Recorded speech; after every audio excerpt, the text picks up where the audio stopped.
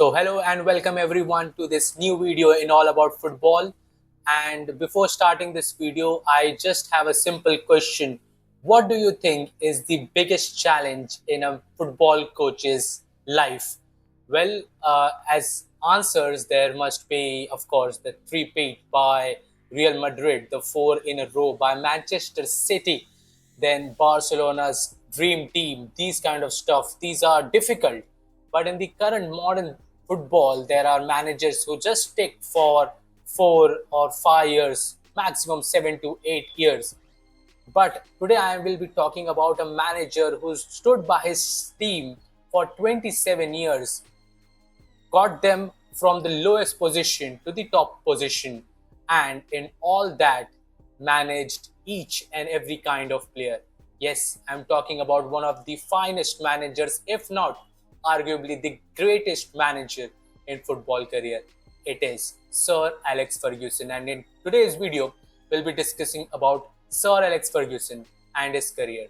Well, talking about the managerial career of his, before that, he was a player. So, before joining Old Trafford, there was a whole history of him managing Scottish League teams. Well, he started off at the age of 32. Well, he started with managing St. Marine at the age of 32. After 4 years, he joined Aberdeen at the age of 36, where he did won the Scottish League, where he defeated teams like Rangers and Celtic who had dominance. But it was not all a good start at the first match. In his first match at Aberdeen, he lost by 5 goals to 2.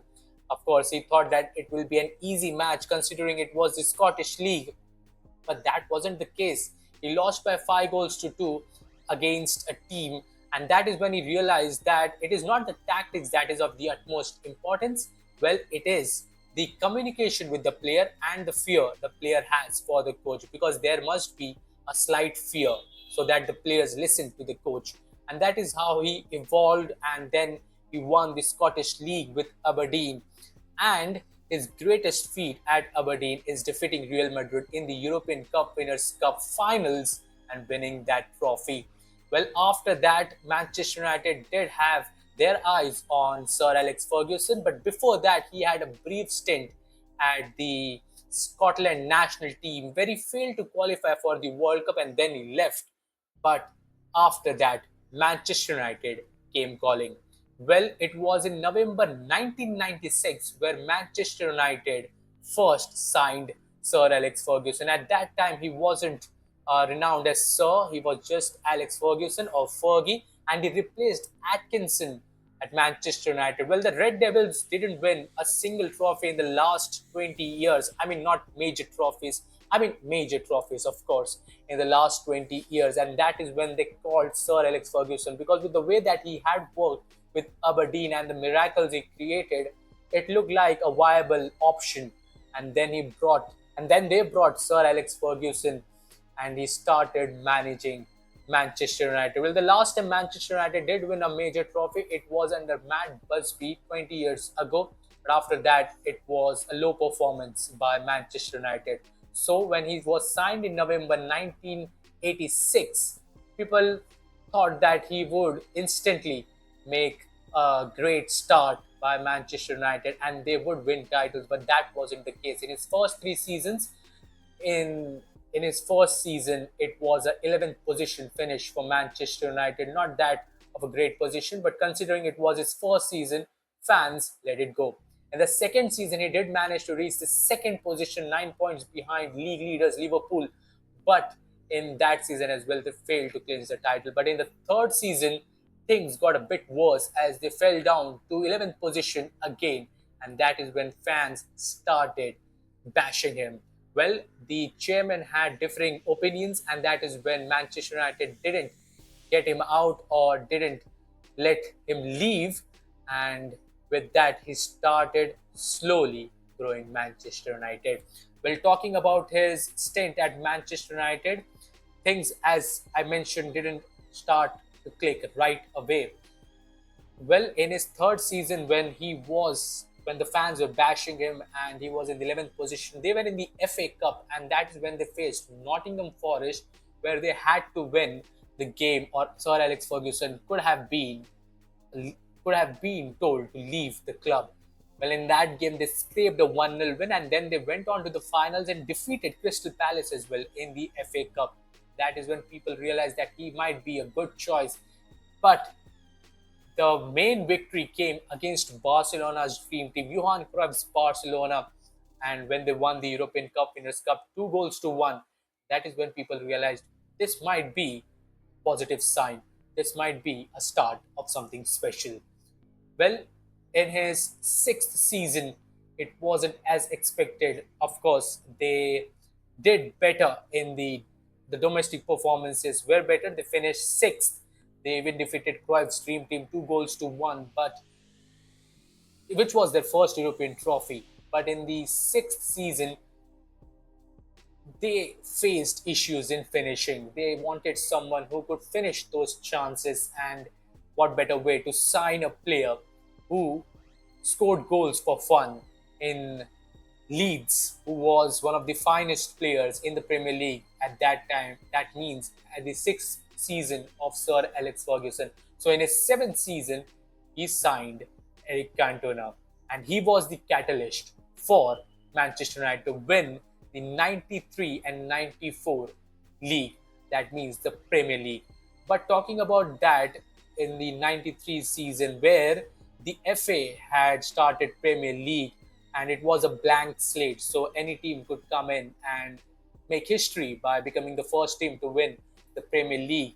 And in that season, when Eric Cantona was signed, they had all the problems sorted, but they were in a three-horse race with Aston Villa and Norwich, and they went up against Sheffield Wednesday, where they were trailing in almost the whole game because Sheffield United had scored in the fourth minute.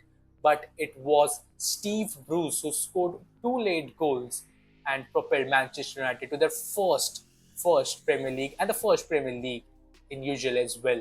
So it was the first title in 93, and in 94 they won it back to back. And it was Eric Cantona who was the catalyst for Manchester United. Well, the late goals which were scored by Steve Bruce, they were termed as Fergie time, and that is why it is quite famous in today's world as well. When someone scores a late goal after the 90 minutes, it is termed as Fergie goal. But that is when was the first instance when it started. It was on 10th of April where Steve Bruce scored those two late goals. Well, they were the inaugural winners, as I mentioned, of the Premier League. They finally broke the 26 years drought at Manchester United, and it was the new signing Eric Cantona who was the catalyst. But in the 1995 season, things got a bit worse for the Red Devils and Sir Alex Ferguson, because Eric Cantona was sentenced to jail for an assault on the Crystal Palace supporter. You all know the Kung Fu kick, and he is quite famous with the same. And we all know the nature of Eric Cantona. And in that season, he got an 8 months ban. And when all the fans and the people in the staff were mentioning that they should put Eric Cantona under the bus, it was Sir Alex Ferguson who said no, and he said that he will continue for the team.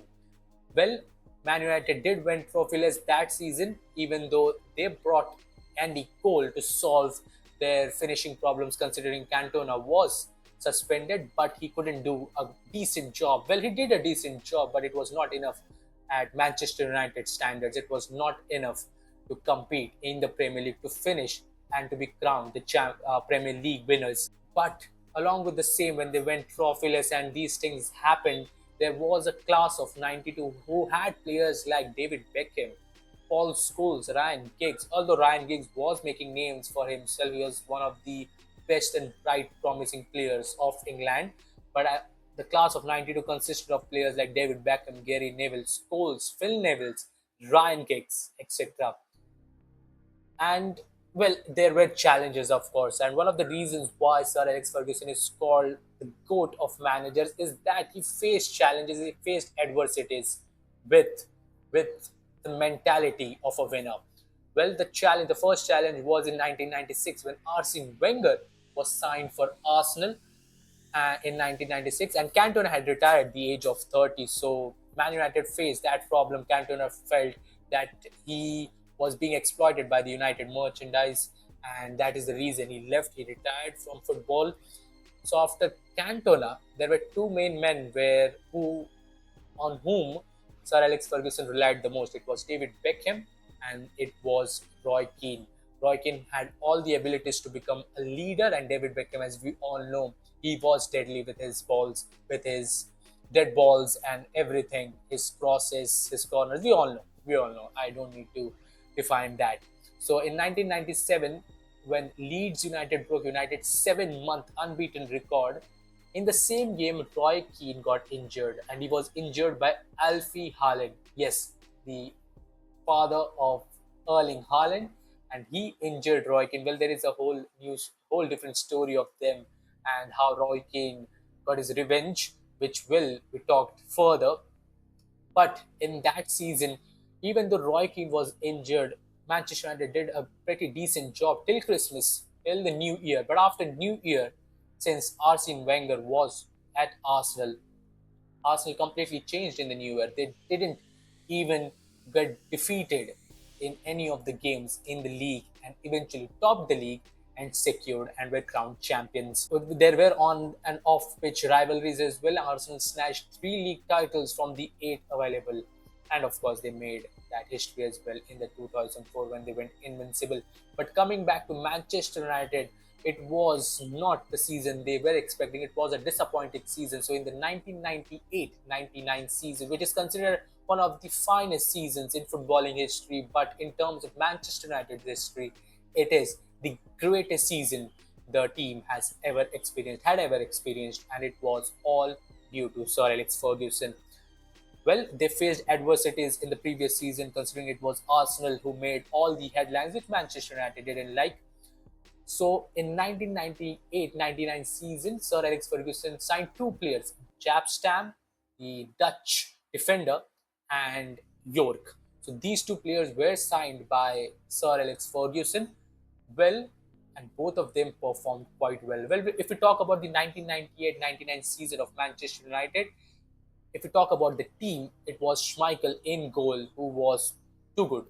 In the defensive duo partnership, they had Jaap Stam and Ronnie Johnson as CBs, Irwin as LB. It was Gary Neville as RB, Roy Keane as the box-to-box midfielder, and Scholes, who was the playmaker and deep line playmaker.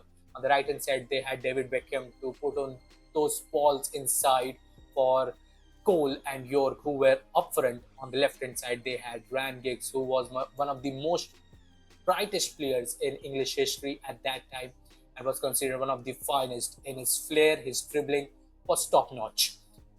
Even though they made these kind of signings, they lost the charity match by 3 goals to 0 to Arsenal, but that didn't let them falter. They were placed in the group of death where they faced Barcelona and Bayern Munich in the Champions League.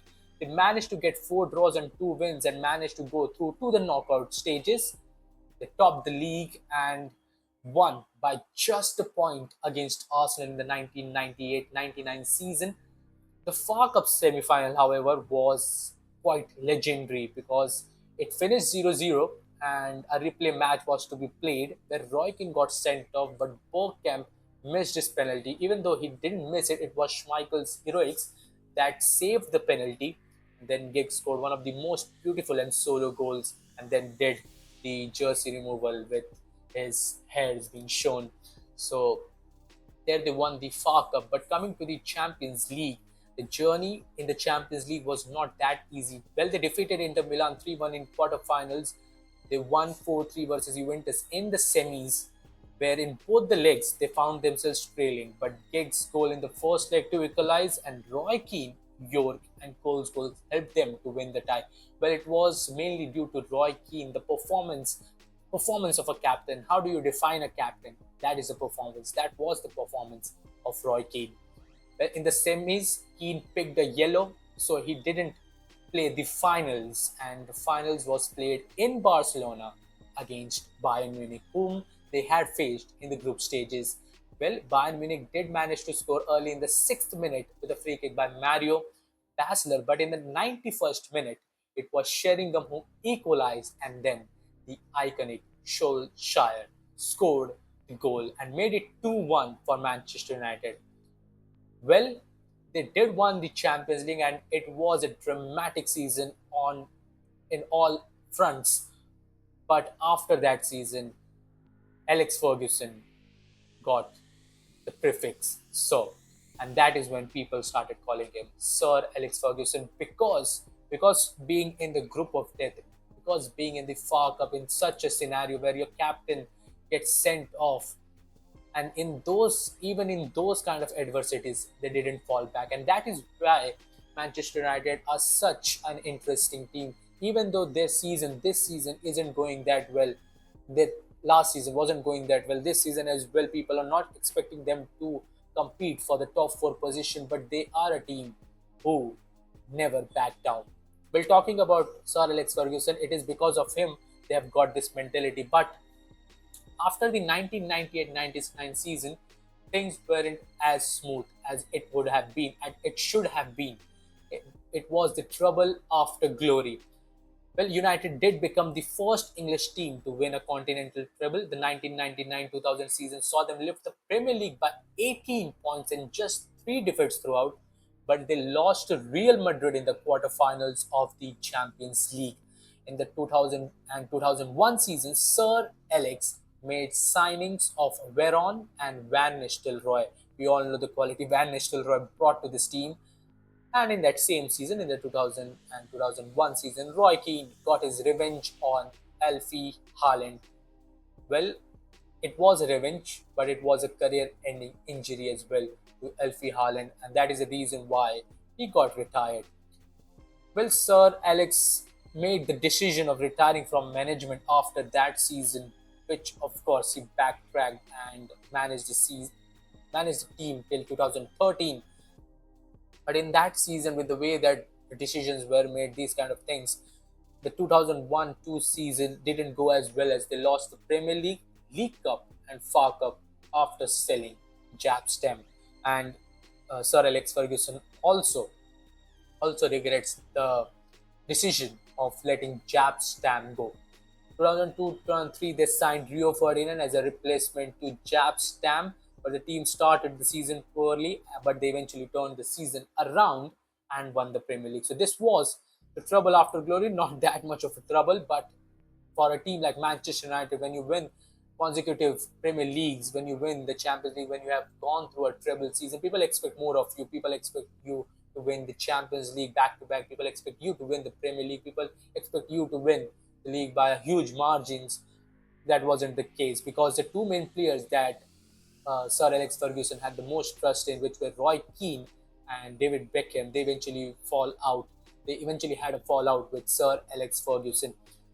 Well, to talk about Roy Keane, he did an interview with MUTV where they lost a match and Roy Keane was injured. So he did an interview with MUTV bashing the defense of Man United when Alex Ferguson decided to let him go, because he thought that it is only the coach's job to do these kind of interviews, to have the authority to bash players. It is not the captain's rights. Roy Keane wasn't the only one to have a fallout with Sir Alex. We all know how things turned out with David Beckham. Sir Alex Ferguson was not happy with his superstar-like lifestyle, with one of the Spice Girls, of course, his now wife Victoria. Sir Alex Ferguson wasn't happy with the same, and that is when the flying boot incident came into the picture, and which took all the limelight, the spotlight. It was believed that Sir Alex Ferguson was not happy with David Beckham not backtracking in a goal they conceded, and Beckham back answered him. He just hit a pile of water bottles wherein there were boots as well, and Sir Alex Ferguson hit it in the direction of David Beckham. One of the boots flied, and it hit David Beckham right above his eyes, and he had the whole picture as well. So that was a worst scenario for Manchester United, and David Beckham then decided to move to Real Madrid. He thought that maybe another team would be good for him. And due to Beckham moving to Madrid and Roy Keane joining Celtic, Manchester United failed to win the league title in 3 seasons: 03-04, 04-05, 05-06. And people started to wonder if that was the end of the dominance from the boss. While in that whole seasons as well, there was another rivalry that brewed up with Manchester United and Arsenal, and that was Jose Mourinho's Chelsea that came into the limelight. So there, it was a three-horse race once again for Manchester United, and they loved challenges. But Manchester United in those 3 seasons were going through a transition phase, and they needed a player because Beckham had left. So the number seven, it was an iconic jersey number. Eric Cantona, David Beckham, and they wanted someone to take that jersey number and to prove his worth. And who better than the clutch master, Cristiano Ronaldo? That is when Ferguson was trying to challenge the adversity. He signed a young kid from Sporting named Cristiano Ronaldo on 12th August 2003 and gave him the iconic number 7 jersey. Well, Ronaldo won the Young Player and Player of the Year awards at the same time during his period at Manchester United, during his early years at Manchester United, and it was a match made in heaven as United won 3 league titles in a row. But not just him, not just Cristiano Ronaldo, it were other players as well like Rooney, Park Ji-sung, Evra, Van der Sar, Nemanja Vidic, Karic, Nani, Tevez, who had made brilliant impacts. Well, the new team started to rebuild. It was Van der Sar in goal, Ferdinand Vidic, the CB duo, Evra on left, Brown on right, he replaced injured Gary Neville, Carrick and Scholes in midfield, who did a pretty decent job. Giggs and Nani rotated on the left. On the right, it was Cristiano Ronaldo, and up front was Tevez and Rooney. Well, it was not a good start for them as they drew 2 losses to City. He won the Premier League as they got going, topped UCL with 5 wins and a draw. The round of 16 versus Lyon, they won by 2-1. Quarterfinals against Roma, 8-3. Semi-finals versus Barcelona, we know how that semi-finals won, even being a Barcelona fan, but that Scholes goal was just extraordinary. So they won versus Barcelona, 1-0, thanks to that Scholes banger. And in the finals, it was against Chelsea. It was 1-1 thanks to Ronaldo's header. But in the penalties, the greatest player at that time, Cristiano Ronaldo, missed. John Terry slipped, and United won their second UCL. In that season, Ronaldo scored 42 goals in 49 appearances and won the Ballon d'Or. And that season is remembered as the famous 2007-8 Champions League, because they won Champions League in emphatic manner. Well, the team started to grow, but in the 2008-2009 season, they won another league title and matched Liverpool's 18, but lost the finals against Guardiola's FC Barcelona, who completely outclassed Manchester United in 2008-2009. And in 2011, Manchester United officially became the most successful team in Premier League as they won their 19th league title and cemented their position as the best team. So even though there was Manchester City who won the 2012 Premier League, but Sir Alex Ferguson didn't give up there. He wanted to retire, but he wanted to retire as a winner. And in the next season, in the 2012-13 season, he won comfortably the Premier League and decided to retire from football. Well, if we talk about his achievements, he has 30 league titles, 2 Champions League, 5 FA Cups, 13 Community Shields, 4 League Cups, 1 European Cup Winners' Cup, and he even knocked Liverpool out of their perch, all in just 26 years. Not just, but 26 years. 38 trophies. The best coach in the world.